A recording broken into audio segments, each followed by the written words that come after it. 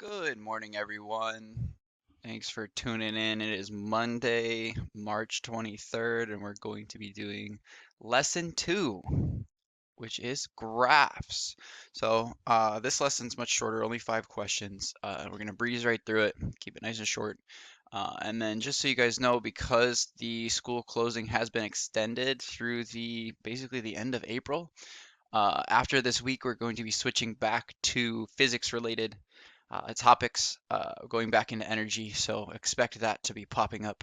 I'll also put this in the post on Google Classroom. But we're going to continue on this because this is already here, it's already planned. And yeah, so without further ado, let's get started. So everyone should be on the graphs section. And what we're going to do first, we're going to go right through the answers all at once, and then we'll break down each one individually from there. All right, so number 1 about the taxi service, answer for this one is B.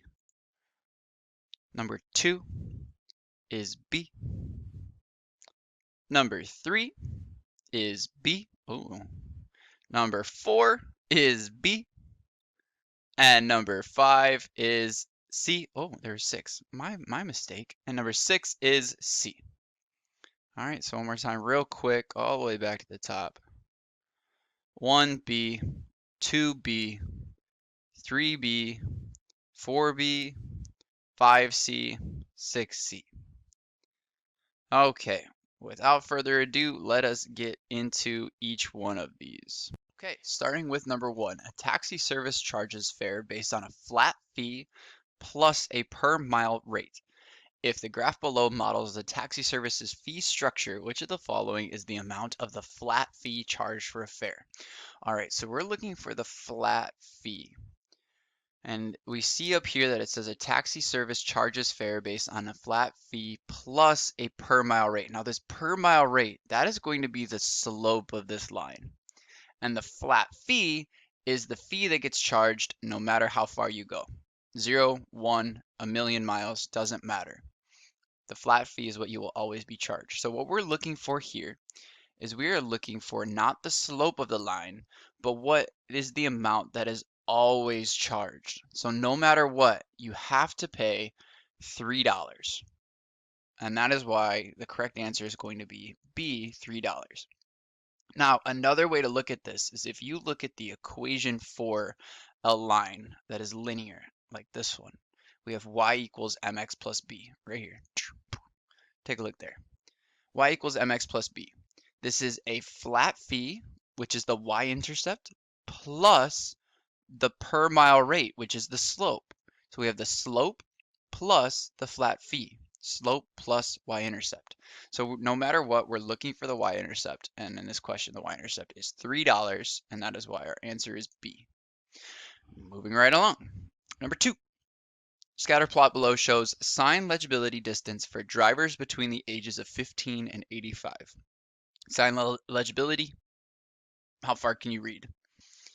Based on the line of best fit to the data shown, approximately how many feet of sign legibility distance does a driver lose for every 5-year increase in age? Now, this question has a lot to unpack, and you're going to have to do a lot of kind of estimation as you go through this. So I did the work on another piece of paper, and we'll go back over there and I'll show you that as we go. But the first thing you need to do is we need to find the rate at which this line is changing. So how is this line changing? To find a rate, we have to find a slope. And to find a slope, we need 2 data points. Now, 600, 500, 400, 300. Those are the only numbers we're given on this y-axis. 600 and 300 are not on our line of best fit, so we can't use those. So we're stuck with these two here. And what we're going to do is we're going to draw a line from 500 over to the line of best fit, and we're going to see what age matches up. Now, the closest age is 25. I'm just going to use that because it's going to make my life easier if I just stick to the numbers that are given. All right, so my first data point is this one right here, and it is 25, 500. Okay, if you have a piece of paper, I would recommend taking that out and writing this down as we go. Our second data point is going to be what lines up with the 400 feet line, which all the way over here is the age approximately 55. Okay, so our second data point is 55, 400. And what we're going to do is we're going to find the slope, and then once we found the slope, then we're going to go from there. Okay, so I'm going to switch over to the work, and we're going to take a look at it. All right, here is where I've done my work for this problem. Okay. Starting off with our equation for slope, we have change in y over change in x, rise over run, y2 minus y1 over x2 minus x1.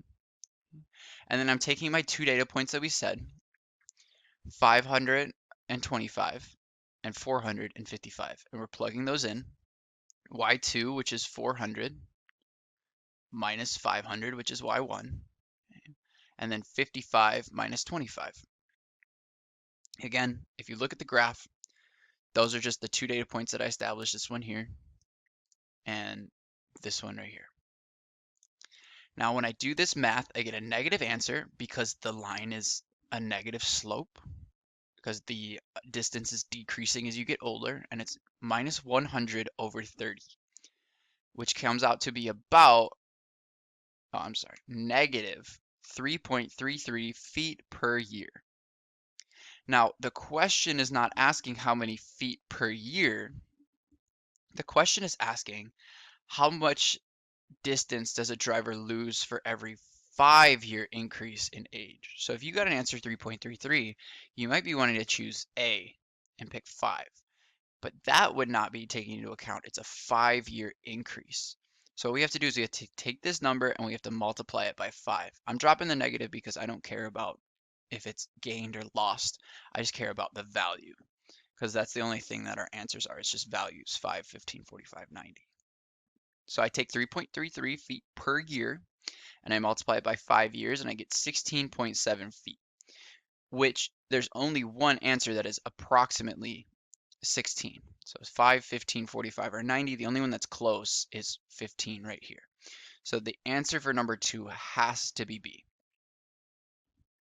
Moving right along. Number 3. Hadrosaurids, also known as duck-billed dinosaurs, were a common type of bipedal herbivore dinosaur during in the late Cretaceous period. The scatter plot below shows the humerus and the total body lengths of a sample of hadrosaurid fossils. The line of best fit for the data is also shown. For the specimen with a 62.5 centimeter humerus, the total body length was about how many centimeters longer than the length predicted by the line of best fit. Okay, so we need to find the 62.5 centimeter humerus, and then we need to see how much longer, how much is this dot above the line of best fit. So humerus length, 50, 55, 60, 65. 62.5 is going to be halfway between those. So that's this one. Follow it up. That's the dot I'm looking for right there. Okay. And now we have to figure out how far above the line is that dot. So what's the length of this line right here? Well, it looks like the line of best fit on this point is around, I don't know, 880, maybe 890. And up here we're around 980 or 990. So it's going to be close to 100, but it's definitely not more than 100. So it's going to be close to 100. I'm just taking what value I think would be right here and what value I think would be right here, and I'm subtracting them. And I'm getting something that's approximately 90. So what I'm going to do is I'm going to look at the number that's closest to 90, and I'm going to pick that one.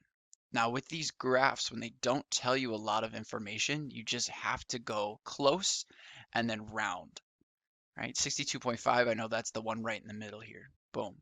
But other than that, I'm guessing what the number is here and what the number is here. And I'm just doing my best. And I know it's going to be close to 100 because these are about 2 sections apart and each section's worth 50, but I don't know exactly. So that's why I'm going to go with 90 because it's the closest to 100. Okay, cool. Moving on, number 4. The graph below shows the population growth pattern of Paramecium caudatum, a species of single-celled organism, in a small test tube. Based on the information provided, which of the following statements is most likely correct? The test tube can only support the paramecium caudatum for population for 6 days. The test tube can only support up to 375 paramecium simultaneously. The paramecium population grows at a constant rate, and the paramecium population grows rapidly initially, but the growth rate steadily decreases over time.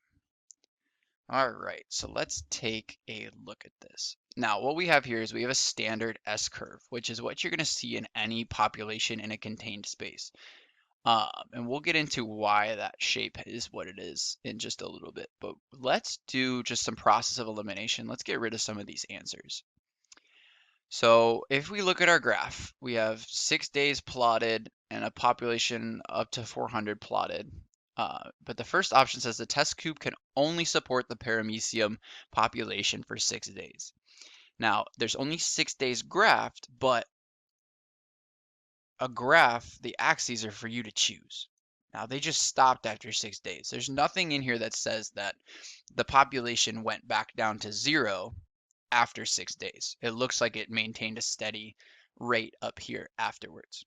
Okay, so A is gone because this is just trying to mess with us with these numbers down here, and we're not falling for it. Now, B says the test tube can only support up to 375 paramecium simultaneously. If we look at this one and we look at what its maximum limit is, so the limit up here looks to be around 375. That looks like a very interesting choice. So let's save B for now because that looks like it could be. C says the paramecium population grows at a constant rate. Now, from my class, you guys know that a constant rate means a straight line. I see a straight line here between days 2 and 3, but it's not a straight line here, and it's not a straight line up here. So C is not going to work because that's not gonna fly. Okay, C is not gonna fly. And then D, paramecium population grows rapidly initially, but the growth rate steadily decreases over time. Again, this is a slow increase initially. Then the increase gets fast here, increase is getting fast here and here, and then it's slowing down. So D is also not good. The only real choice we have is B because it shows right here that our population can only be maintained at this level. Now that's why we have an S-curve anyway, right? That's what yields an S-curve is the fact that if you have a population in contained space, there's only so much resources for that population to use. And so they will only grow and expand up to the point where they max out their resources. And then at that point, they typically fall down a little bit and then find this level where they can maintain the most population with the resources that are given. So that's why we get this S-curve. And all populations in the world, in the animal kingdom, in the bacterium world, and all of these places follow this same sort of S-curve. Except for humans, because humans have found a way to adapt to our environment and then change the environment to break the S-curve. So anytime we get close to our limit, we just change the way we do stuff and we keep expanding. So that's one of the reasons why humans have had such an explosion in population and been so successful at spreading and repopulating and those sort of things. All right, we have 2 questions left. Let's get to it. Question 5, the average daily high and low temperatures of Jamestown are shown in the graph below. So we have an average high up here, falls down around, what is this, June and July? Oh, I wonder where Jamestown is. And then it comes back up in December and January. And then the daily lows, again, as we would expect, they're going to follow the same pattern, falling down in June and July, and then climbing back up and being the highest in December and January. So I want you to take a second. I want you to think about where Jamestown might be located to have this sort of curve where it's coldest in June and July. If you're thinking the southern hemisphere, you're correct. Now, southern hemisphere is opposite of the northern hemisphere. Where we have our summer in June and July, they're going to have their winter in June and July. And then December and January are going to be their summer in the southern hemisphere. So that's like Australia, New Zealand, South Africa, South America. It's warmest in December and January. So that's very interesting. I didn't even notice that until just now. Okay, let's take a look at our options for question 5. On a given day of the year, approximately what is the difference between the average daily high and low temperatures? 5 degrees Fahrenheit, 10, 15, or 20. So what we have to do for this is we just have to look at the difference between the average high and the average low and subtract. Now, each box is worth 5 degrees Fahrenheit. So 5 degrees between 55, 60, 60, 65, 65, 70, 70, 75, and so on. So we just got to count how many boxes basically we see between each of these lines. So let's look at the nice even ones here. Like this one here, boom, 1, 2, 3 boxes between the high and the low. Right here we have 1, 2, 3 boxes between the high and the low. Over here, 1, 2, 2.5-ish. Over here we have 1, 2, 3. Here, let's see, one more. Did I do this one already? 1, 2, 3 boxes. It looks like 3 boxes every time. Each box is worth 5, so the difference is going to be 15 degrees. And that is our choice for question 5. Question 5 is going to be 15 degrees. Last one. In physics, Hooke's law states that the amount of force required to compress or stretch a spring, F, is directly proportional to the spring's displacement, X, and the stiffness of the spring, K. The graph below shows the relationship between F and X for 2 springs. What is the stiffness of each spring in newtons per meter? Okay, so Hooke's law says the more you stretch a spring, the more force that there's going to be. So the displacement is how much you stretch the spring, and then the force is the resistance that you feel as you do that. And so what we're looking for is the stiffness of each spring in newtons per meter. Now, if you look at this graph, nothing on here says stiffness, but the question, they tell you the units that your answer should be. It should be newtons per meter, or newtons divided by meters. So newtons is on the y-axis, force. Meters is on the x-axis, displacement. So newtons per meter is y-axis divided by x-axis. This question is asking us to find the slope of each line. That is how we're going to find the stiffness, because that's the only way we can get an answer that has newtons per meter. It's to take y divided by x, or more specifically, change in y divided by change in x. So this one seems like a lot of work, but in reality, we can eliminate 2 of the options right away. So if we look at our options, it's 3, 8, 8, 3, 30, 80, 80, 30. So we're looking for 3s, we're looking for 8s, and it's either in the single digits or it's in the tens place. Okay. But what we know by looking at the graph is spring 2, because it's a steeper line, should have a larger number for the slope. Spring 2 should have a larger value than spring 1, because that's just how slopes work. The bigger the number, the steeper the line. So any number that has spring 1, or any answer that has spring 1 with a higher value, like B and D, we can eliminate automatically. We can get rid of these because there's no way spring 1 is going to have a larger value than spring 2. It's just based on the graph, spring 2 is steeper. So then what we have to do now is we have to calculate the slope to see whether it's 3 and 8 or 30 and 80, because all that's left is A or C. So let's calculate spring 1. So spring 1 here starts at 0 and goes to 0.1 meters and goes from 0 newtons up to 3 newtons. So my change in y is going to be 3, and my change in x is going to be 0.1. So I have 3 divided by 0.1. 3 over 0.1. And if you do that math, 3 divided by 0.1 is going to give you the number 30. Because 3 over 1 gives you 3. 3 over 0.1 is going to give you 30. Check it on your calculator if you don't believe me. And then same with spring 2. Spring 2 goes up to 8, but the same displacement. So this one's going to be 8 divided by 0.1, which is going to give me a spring constant of 80. So we're looking for option C. Spring 1, 30, spring 2, 80. And that is it. We are totally done with this lesson. Now, Keep in mind, you need to submit these lessons before I go over the results. So, because once this video is posted, I can't give you extra credit for doing the work anymore because we've already gone over all the answers.